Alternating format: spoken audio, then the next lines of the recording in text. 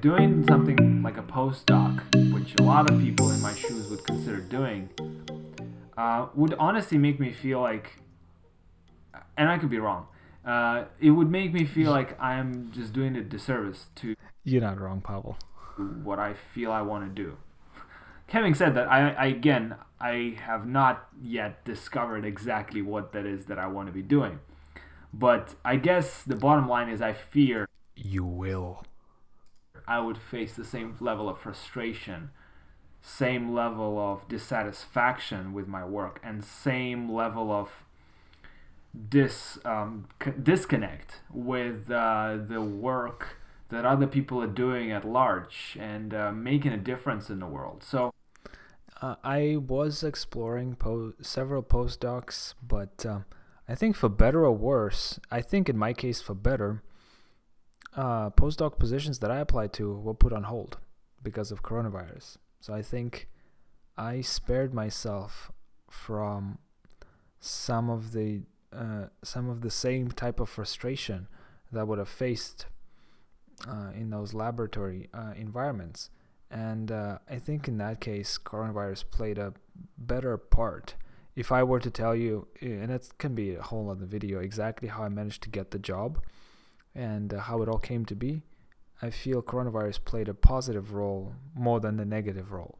And that's saying something. So I feel I stuck true to uh, what I strongly believed, that I was not really satisfied with that type of job, and coronavirus sort of steered me away from making a wrong decision potentially.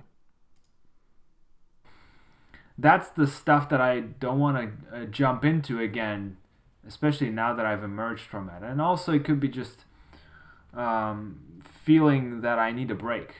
I mean, I haven't really had a chance to relax or really just get my mind off things because now I'm in this process. I need to find a job in the next couple of, well, ideally days because Well, that clearly didn't happen. It took me a long time to find a job afterwards. I think the first freelance job I got in May, and well, okay, not quite true, but like it took me several months to get there because of all the things associated with Corona. And the job that I am in now, it took me from February, it took me about 6 months, so I got it in September. So it took me so long to get to the position where I would be like, I'm happy. But it takes time, and I knew that. I didn't know exactly how it was gonna turn out, but I'm glad it turned out the way it did. I'm about to finish everything that I have to do in my lab, and it's really a weird position to find yourself in because all of a sudden you've been, climbing that mountain of PhD, and once you reach the top, you don't have a chance to look around and appreciate the view or even look back and see what you've accomplished. You, as soon as you reach that top, you see that there is a mountain range in front of you that you don't have any equipment to try and climb now. Whatever you just did is rendered almost meaningless as compared. Well, that's a little too pessimistic. I don't think it's all entirely meaningless. To be honest, one of the things I was struggling with at the time was the fact that I did my PhD in a very niche subject, at least in my mind at the time, which was protein science and NMR. And I always felt that this was a disadvantage because, well, I just assumed that there's very few jobs in that area, and it's very hard to find a job because I just only had very few technical skills. I had quite a few transferable skills in my mind, at least I could speak of, but I felt like the technical side was actually very lacking, and it prevented me from being able to do many jobs, from applying to many different positions. As it turns out, I was able to leverage my technical skills to get the job that I'm in, which is my protein science background. And in this particular instance, at the time in February, I felt very strongly that I was actually at a strong disadvantage. But I'm here to say, a year later, that could not have been more wrong. So that kind of imposter syndrome, feeling that you put yourself in a box, that's not quite true. In fact, in my case, it's the opposite. I feel I played to all the strengths, all of them, my technical and my transferable skills together, to be able to get this particular job.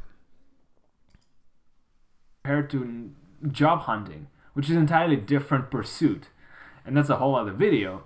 But in my shoes right now, I feel like that's just way too crazy of an undertaking to do immediately after, and it makes it kind of disheartening to just keep going, because you feel like you're supposed to stop at some point and just maybe reflect for a second. And that's partially the reason why I'm making this video, is just to have a chance to process what just happened, because everybody told me, oh, you need to take a break, you need to relax, you need to do all those things. And I'm like, yeah, I'd like to do that for sure once I get a job, but I realize at the same time that's never gonna happen like this if that's what I'm focused on. So it's funny to also reflect on the fact that as my preparation for PhD was a couple of years ago, when I was looking at all those videos or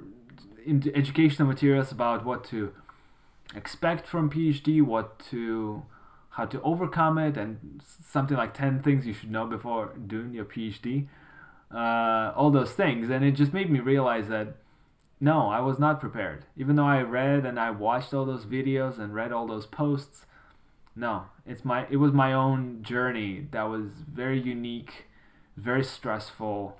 It was at times excruciating and frustrating, and I could go Excruciating is a bit dramatic, but frustrating, probably the better word. on and on and on about it.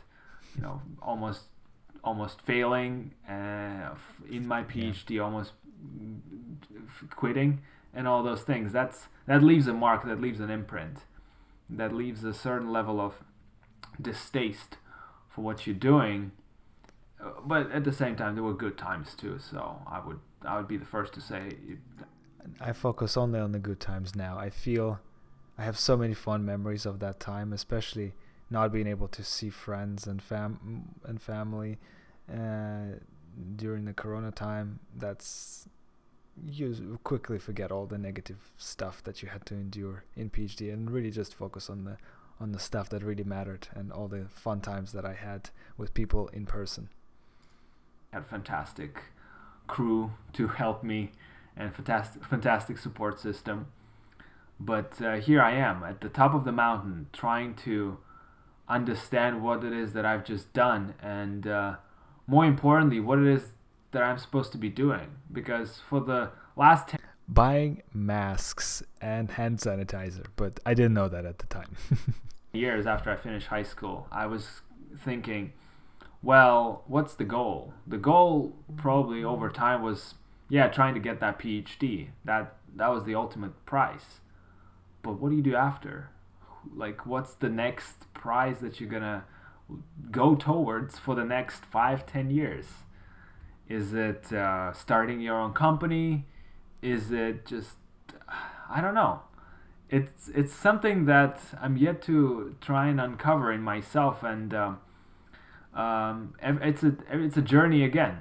And I feel like I've rewound the clock in some ways, and now I'm back to square one, in the sense. Like, now I have a chance to come up with my own journey again. But that's the irony of it, is you think you're at the end of the road in some respects, but what you realize, the one road ended, and now there's a whole other journey that you have to take. So this is kind of where I am. I feel like I've come back with all this experience and knowledge and perspective on life after doing the PhD, after studying, getting all those degrees and whatever. And now I have to find new meaning to my life. And I'm yet to see what that would be. I think I have, and so this is the end of this particular video. I hope you guys enjoyed my additional perspective on things with a 1 year gap in between. I hope you guys liked this video. If you found this helpful, I'm going to be posting some more PhD related content in the not too distant future. Please give it a thumbs up if you enjoyed this. I also do interviews with life science professionals on my channel. Occasionally I cover some news stories that I find particularly interesting. So subscribe and hit the notification bell to stay up to date. I look forward to seeing you soon.